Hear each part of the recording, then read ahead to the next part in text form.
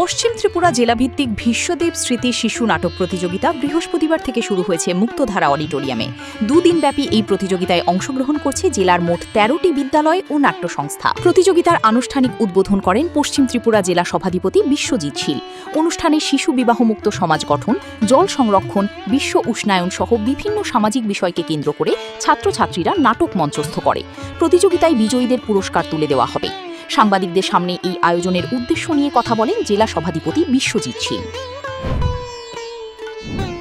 আজকে ভীষ্মদেব স্মৃতি শিশুদের নাটক প্রতিযোগিতা, তো সেটার মাধ্যমে আমাদের ছাত্রছাত্রী যারা আছে, শিশু যারা আছে, তারা যাতে নাটকের প্রতি আরও আকৃষ্ট হয় এবং তারা যাতে নাটক প্রতিযোগিতায় অংশগ্রহণ করে, তার জন্য আজকে আমাদের পশ্চিম ত্রিপুরা জেলাভিত্তিক ভীষ্মদেব স্মৃতি শিশু নাট্য প্রতিযোগিতার সেখানে আয়োজন করা হয়েছে। সেখানে অনেক শিশুরা সেখানে ভাগ নেবে। উল্লেখ্য, প্রয়াত ভীষ্মদেব দীর্ঘদিন ধরে ত্রিপুরার বাংলা নাট্যচর্চা এবং শিশু কিশোর নাট্য আন্দোলনের সঙ্গে যুক্ত ছিলেন। তার গুরুত্বপূর্ণ অবদানের স্বীকৃতিস্বরূপ রাজ্যের তথ্য ও সংস্কৃতি দপ্তর তাঁর নামে এই নাটক প্রতিযোগিতার সূচনা করে। Bureau report, news now.